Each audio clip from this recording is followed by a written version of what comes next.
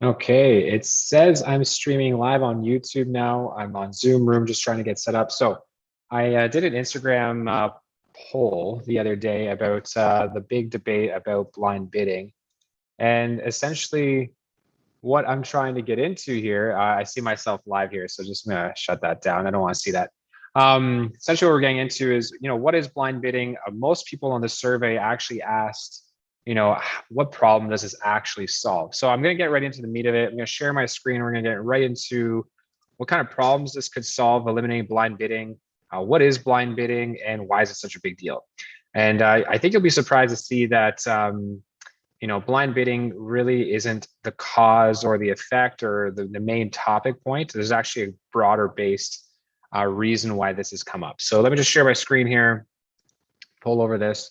All right, so while I kick it off, sorry, that's my Zoom room. I got a bunch of websites open here. Here's one from the True North Mortgage. They actually have a nice piece about what is blind offers. The Toronto Star actually had a debate, had two opinion polls. Had someone write, yes, what's good for blind bidding, and no, why it's not good. Here's a little bit more information. So there's multiple articles from the Star, CBC, Globe and Mail, Better Dwelling. I think this is me Googling. Here's the REBA Code of Ethics. I'm bringing up the REBA Code of Ethics for a reason. There's the code.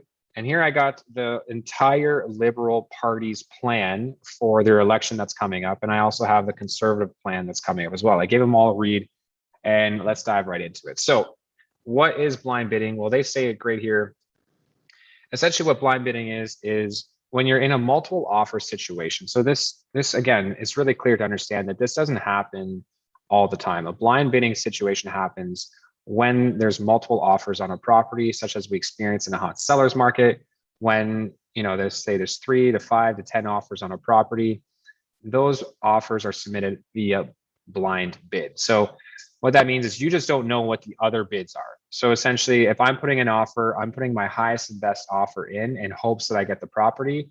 And what everyone's kind of saying here is that, well, this is driving prices too high because people aren't seeing what the others offers are. So they're potentially offering 100, 200,000, or even $40,000 more on the lower scale. And it's not necessary for them to pay that much. If it was an open bidding system, you could see everyone's bid and you could just pay $1 more, right? So again, this is the kind of the debate here.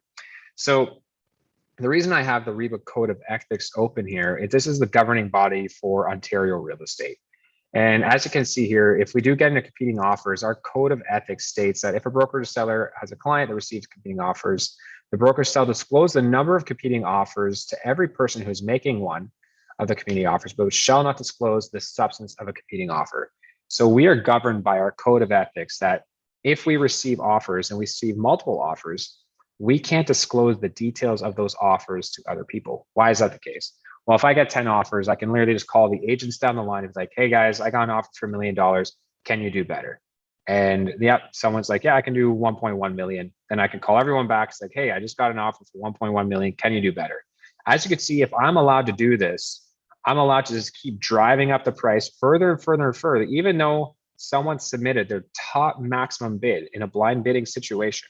If 10 people offered 10 different offers and there was a best offer, we need to take that best offer, right? That's how that's how we're being governed anyways.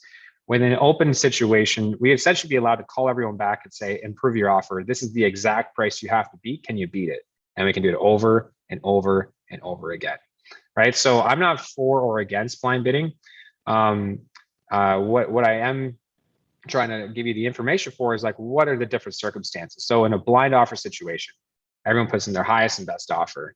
And in an open bidding situation, you can see all the other offers, and then you can essentially have an auction style type of situation. So what's better and what's worse? Well, if I could put it this way, a blind offer situation, if you are a buyer and you have a maximum threshold that you can afford a property, I'm just going to stop short here. If you have a maximum threshold where you can afford a property and you put in your best offer into play and you get beat, right? There's no emotional connection like, oh, well, only an extra $1,000 could get me the place. So then let's say hypothetically you're in an open bidding situation and you reach your maximum, but then someone else comes in $1,000 more. Now you, who would have already lost the offer in a blind bidding situation, are now tempted to potentially be like, oh, it's just 1,000 more. Now you go up 1,000, and now the other person goes up 1,000. And now you're just getting caught in this game where you're now exceeding your potential maximum affordability, when in a blind offer situation, you would have just lost and you wouldn't even have the choice to continue to push further than you possibly could have. Obviously, on the blind situation is you don't know what anyone else has offered. So therefore, you could potentially be paying way more than you have to be to win the bid, right? So that's a trade-off. So what problem does it solve? Well, it's let me share my screen again here. And what problems are essentially all these articles saying? So I'll just give you the Coles Notes. As you look through all these articles here that I've read through, and you look at the platform for the Liberal government here on what they're trying to do, they're saying here that they want to increase the ban blind bidding, which will prevent bidders from knowing the bids of other prospective buyers and only drive up home prices. So they're essentially blaming blind bidding to be the cause of increased home prices, right? So they also want to increase the transparency. So essentially, this is the problem that they're trying to solve, right? But even if you look at all the articles, some are for this and some are against this. And I'm going to just flat out say, yes, this could change the way you're buying real estate. So the way you're buying and the way your realtor guides you through the journey.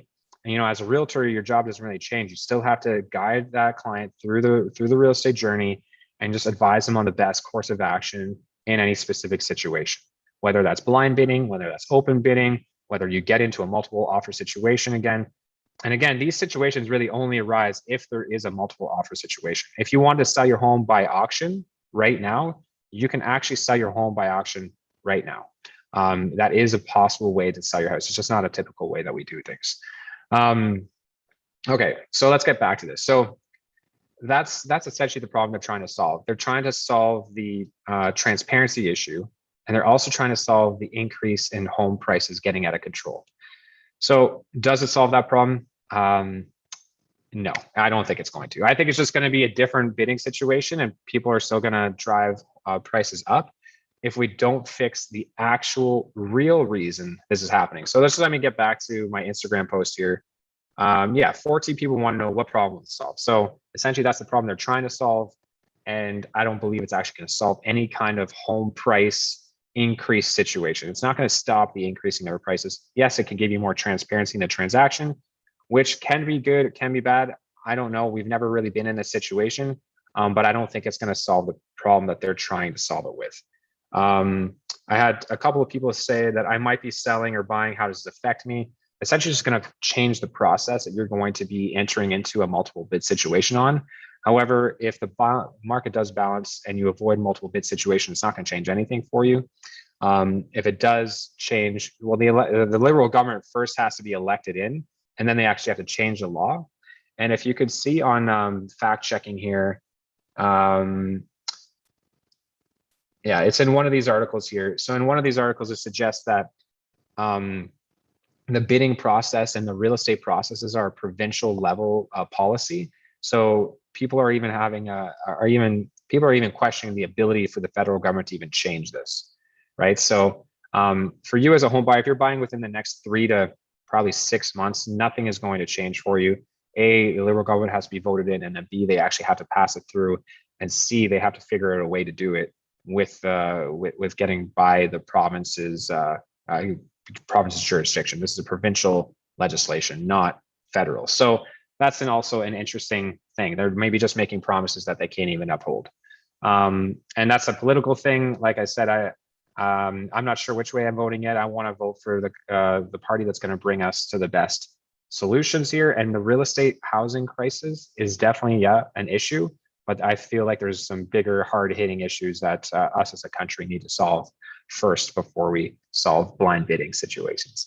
All right, just moving on here. So how do we solve this housing crisis thing? So like when I'm looking at the Conservative platform and the Liberal platform, which you can find right on their website, you can just Google Liberal Liberal plan, Conservative Party plan, and then you have these massive reports about each step of that, what they're promising to do, not what they're going to, but what they're promising to do. And I'm going to zoom in right now on their plans and talk to you about what they're planning on doing to fix the housing crisis. So the Liberal platform is very nicely written. Like you can digest the information a little bit easier. And as you can see, the blind bidding portion of their plan is only this small amount of text. So I think this whole thing's blown out of proportion. I really don't think it's going to change much at the end of the day. But what will be the biggest thing that needs to be changing is the housing supply. Ending blind bidding is not going to change your problem. Increasing housing supply will fix our hot sellers market. If we can get more homes to the market, we can then balance the market because there's more supply. Right now, there's no supply, too many buyers, not enough houses. That's what's driving prices up. If you were able to meet the demand with supply, you're going to be able to balance the market out. If you oversupply the market, you're going to go the other way and you're going to go into a buyer's market. I don't think that's a solution either, but you do definitely want to bring more supply. So what's the Liberal government doing to bring to change things in our country for bringing supply? And they're doing a couple cool things. I do have to say, looking at the plan, again, this isn't going to bring more supply, but I really like this idea of first-time home buyers being able to save $40,000 tax-free outside of their RRSPs. That's a pretty cool plan. That's going to put essentially a savings account open for you that you can save your income into this account tax-free, so you won't be taxed on it. So it's like another tax-free savings account for you to buy your first home. I think that's pretty cool, and you have up to the age of 40 to take advantage of that. That's all right. Again, not going to fix the housing supply, but pretty cool. More flexible first-time home buyer incentives, sure. But as you can see, this is going to increase more demand, right? It's not fixing the supply. Like if you want to inject more demand, make it easier for people to buy houses. That's going to increase demand. So here we go. 1.4 million homes is what they want to do, and I believe they want to do this over the next 4 years. Yeah, right here. Over the next 4 years, they want to bring 1.4 million homes to the market. Now, I'm starting to think, yes, this could be something that they're onto. This is what we need. We need supply. How are they going to do it? Well, they're going to help municipalities accelerate housing. And we know for a fact, being in the real estate business, that there is so much red tape to go through to bring concept, to bring developments to completion. There's so much red tape, lots of hoops to jump through, and it's painstakingly slow to get this happening. So if we need inventory, we need to reduce the red tape. So the Liberal government here is promising to help cities accelerate the ability to reduce the red tape. That's essentially right here. The next thing they're willing to do is build and revitalize more affordable housing. The next thing that I really like this idea too is convert empty office space. So maybe rezoning office space that is no longer being used because the pandemic has changed the way we do things. It's like, hey, let's find those empty buildings that are in prime real estate locations and create more residential units on it. Great idea as well. What else are they going to do? All right. And that's pretty much what they're going to do to bring more inventory to the marketplace, right? So is that enough? I'm not really sure if that's going to be enough. And here's the protecting your rights, giving you that bill to ban blind bidding. So again, what are they doing to bring more inventory? So the Liberals do seem to have a pretty good solid plan in place, by reducing the red tape, converting commercial into residential, and they also have one more. I think that's ending speculation on foreign investment. Let me just try. Yeah, here we go. Curb speculation, house flipping.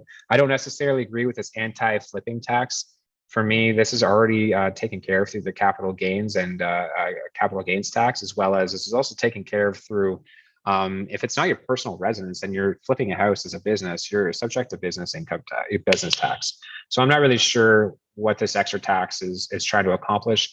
There's rumors that this is a way for the government to get into our personal residence and try to eventually tax our personal residences. If you're not aware right now, if you own a home in Canada and you get an increase in value and eventually you sell your home, all that money that you make on your primary residence is all tax-free.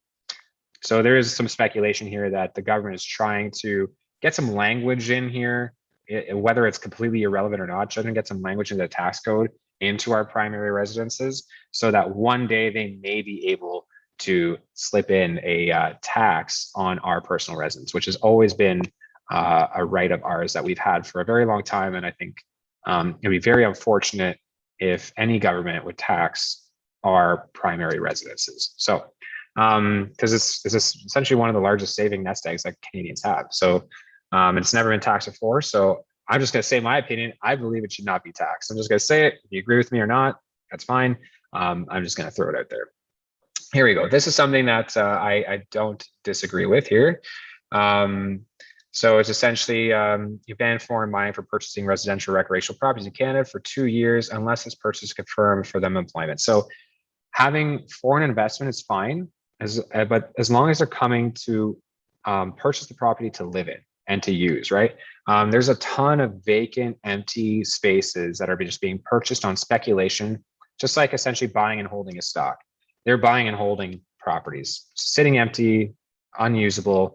And again, if this empty supply is not coming back to the marketplace, that's going to limit the amount of homes we have available, limit the amount of opportunity that families have to buy homes, which will limit the supply. And if you put pressure on limiting supply, and the demand is going to continue to increase with, hey, Canada is one of the greatest countries to live in the world.